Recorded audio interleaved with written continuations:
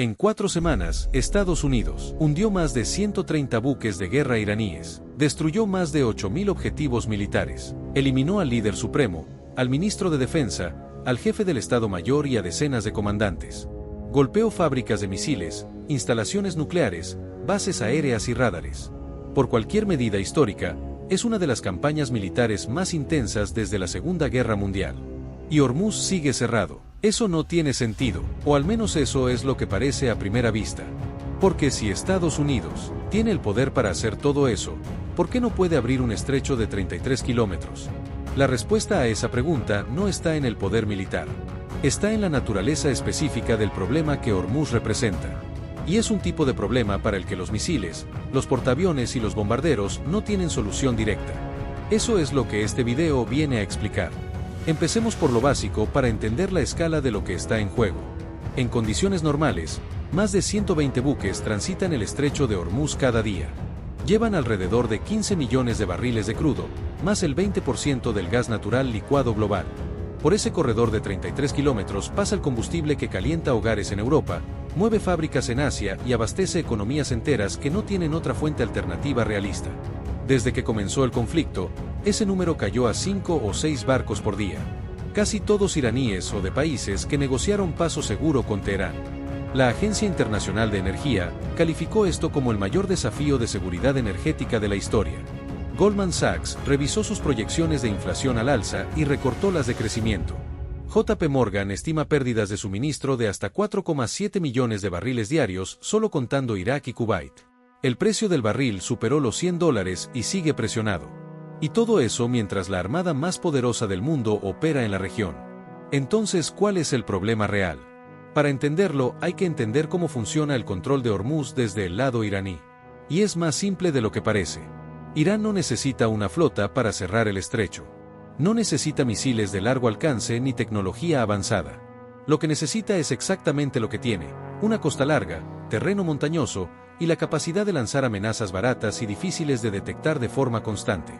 Minas navales, drones marítimos, lanchas rápidas camufladas entre embarcaciones pesqueras, misiles antibuque montados en camiones que se mueven por carreteras costeras y son casi imposibles de localizar desde el aire antes de que disparen. El problema no es destruir esas amenazas. El problema es que destruirlas todas es logísticamente imposible en un plazo corto, y que Irán puede reponerlas más rápido de lo que Estados Unidos puede eliminarlas. Los expertos militares consultados por medios especializados son directos en este punto. Harían falta muchos meses de ataques sistemáticos sobre la costa iraní para degradar significativamente esa capacidad. Y aún después de esos meses, las tácticas de menor escala como drones de superficie o minas sueltas seguirían siendo una amenaza real. Y ahí está el primer problema que los misiles no resuelven: no se puede bombardear una amenaza que no tiene una dirección fija. Si te está gustando este análisis, suscríbete al canal. El segundo problema es aún más difícil de resolver militarmente, y tiene un nombre concreto: los seguros marítimos. Aunque Estados Unidos garantizara escolta naval para cada buque que intente cruzar el estrecho, y aunque esa escolta fuera perfecta en términos militares, los barcos no van a moverse. ¿Por qué? Porque los armadores no pueden obtener cobertura de seguro para transitar una zona de guerra activa. Y sin seguro, ningún capitán responsable ordena el tránsito. Y sin capitanes dispuestos, el petróleo no se mueve aunque el camino esté militarmente protegido. Martín Izaguirre Salgado, un marinero español que estuvo bajo fuego en el Mar Rojo hace 2 años y guarda fragmentos de metralla como recuerdo, lo dijo sin rodeos: mientras Irán siga disparando drones y cohetes contra barcos mercantes, esa sensación de inseguridad no desaparece. Y esa sensación es lo que detiene el tráfico, no la ausencia de escoltas. El ejecutivo del puerto de Los Ángeles fue igual de claro al respecto: no conoce ninguna línea naviera que vaya a asumir ese riesgo con las promesas actuales.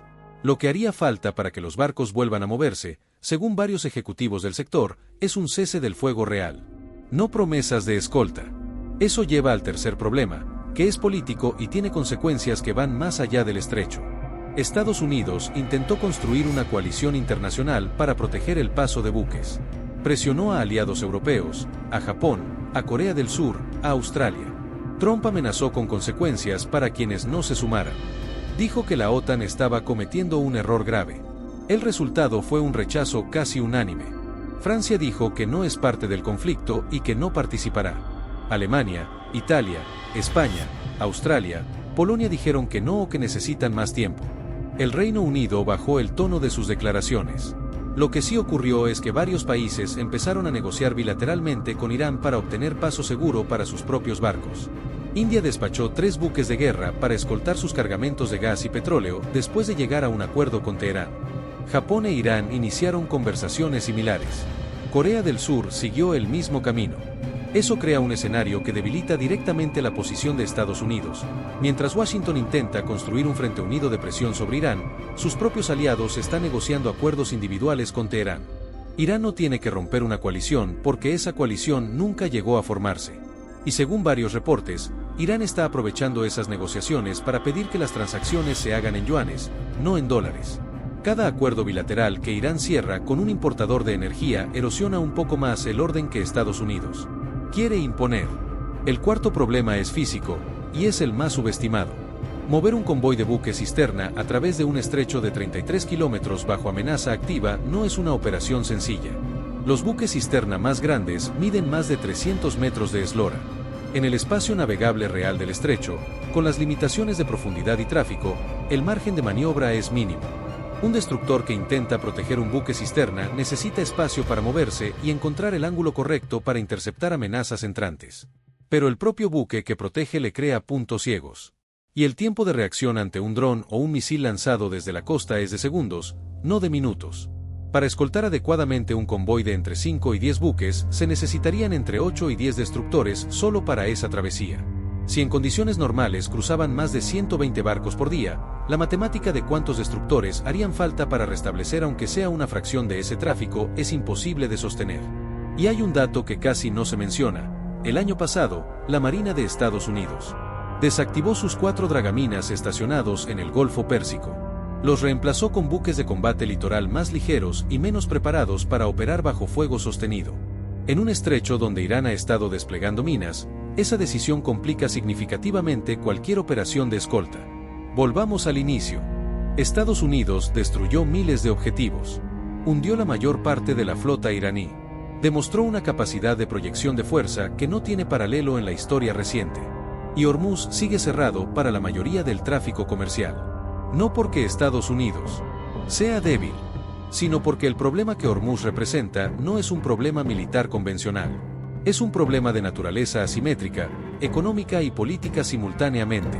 Y cada una de esas 3 dimensiones tiene su propia lógica que no se resuelve con el mismo tipo de fuerza. Irán no cerró Hormuz con portaaviones. Lo cerró con minas baratas, drones de bajo costo, lanchas rápidas y la sola amenaza de usarlos. Y esa amenaza, por sí sola, es suficiente para que los seguros marítimos colapsen y los capitanes se queden anclados. El Art of the Deal, como lo llamó Fortune, funciona cuando el adversario quiere algo que vos podés dar o quitarle. El estrecho de Hormuz no quiere nada. Simplemente existe. Y mientras exista esa amenaza residual, el mercado global va a seguir pagando el costo. Eso es lo que Estados Unidos no puede resolver con misiles. Suscríbete si querés entender lo que no se está diciendo.